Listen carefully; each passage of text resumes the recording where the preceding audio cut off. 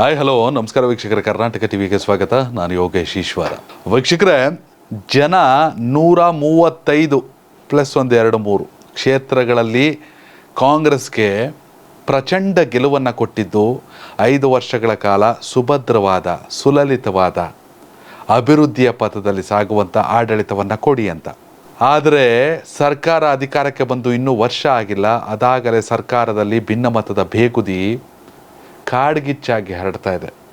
ಶಾಸಕರುಗಳಿಗೆ ಸಚಿವರ ಮೇಲೆ ಬೇಸರ, ಸಚಿವರುಗಳಿಗೆ CM DCM ಮೇಲೆ ಬೇಸರ, ಇವುಗಳ ನಡುವೆ ಹೆಚ್ಚುವರಿ DCMಗೆ ಹೆಚ್ಚಿದಂಥ ಒತ್ತಡಗಳು. ಈ ಎಲ್ಲ ಗೊಂದಲಗಳ ನಡುವೆ ಕಾಂಗ್ರೆಸ್ ಶಾಸಕರುಗಳೇ BJP ಸಂಸದರನ್ನು ಗೆಲ್ಲಿಸಬೇಕು ಅಂತ ಹೇಳುವಂಥ ಹೇಳಿಕೆಗಳು ಇವೆಲ್ಲವೂ ಕೂಡ ಸರ್ಕಾರವನ್ನು ಮುಜುಗರಕ್ಕೀಡು ಮಾಡಿದೆ. ಅದರಲ್ಲೂ ಜಗದೀಶ್ ಶೆಟ್ಟರ್ ಅವರು BJPಗೆ ಮರಳಿದ ಬಳಿಕ ಕಾಂಗ್ರೆಸ್ ಅವರು ಭದ್ರವಾಗಿ ಬೀಗ ಹಾಕೊಂಡು ಯಾರನ್ನೂ ಇಟ್ಕೊಳ್ಳೋಕ್ಕಾಗಲ್ಲ ಅನ್ನುವಂಥ ಮಾತುಗಳು ಚಾಲ್ತಿಯಲ್ಲಿವೆ. ಇವೆಲ್ಲದರ ನಡುವೆ ಏಕಾಏಕಿಯಾಗಿ ಕೂಡಲೇ CM ಸಿದ್ದರಾಮಯ್ಯ ಅವರು ಸಚಿವರುಗಳನ್ನು ಡಿನ್ನರ್ ಪಾಲಿಟಿಕ್ಸ್ಗೆ ಎಂಟ್ರಿ ಕೊಡಿಸಿದ್ದಾರೆ. ತಮ್ಮ ನಿವಾಸದಲ್ಲಿ ಎಲ್ಲರನ್ನ ಕೂಡ ಕರೆಸಿ ಸಭೆಯನ್ನು ಮಾಡೋ ಮೂಲಕ ನಮ್ಮ ಪ್ರತಿಯೊಂದು ಹೇಳಿಕೆಯನ್ನು ಕೂಡ BJPಗರು ಅತಿ ಹೆಚ್ಚು ಹೈಲೈಟ್ ಮಾಡ್ತಾ ಇದ್ದಾರೆ.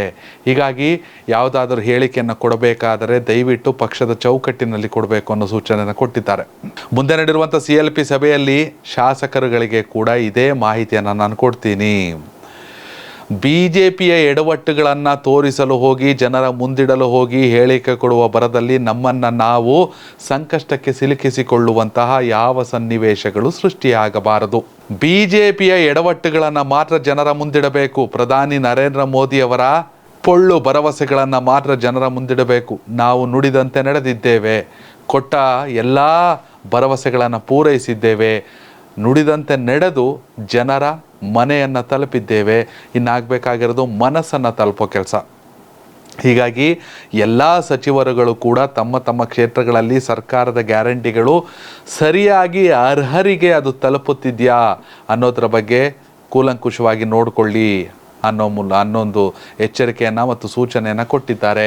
ಯಾವುದೇ ಹಂತದಲ್ಲಿ ಕೂಡ ಸರ್ಕಾರ ಎಡವಬಾರದು, ಯಾವುದೇ ಹಂತದಲ್ಲಿ ಕೂಡ ನಮ್ಮ ಸಾಧನೆಗಳು ಎದುರಾಳಿಗಳಿಗೆ ಯಾವುದೇ ರೀತಿಯ ಹಾಸ್ಯಾಸ್ಪದ ಅನ್ನಿಸಬಾರದು ಅನ್ನೋ ಸೂಚನೆಯನ್ನು ಕೊಟ್ಟಿದ್ದಾರೆ. ವೀಕ್ಷಕರೇ, ಡಿನ್ನರ್ ಪಾಲಿಟಿಕ್ಸ್ ಅವಾಗವಾಗ ಕರಿತಾ ಇರಬೇಕು, ಅವಾಗವಾಗ ಮಾತಾಡಿಸ್ತಾ ಇರಬೇಕು.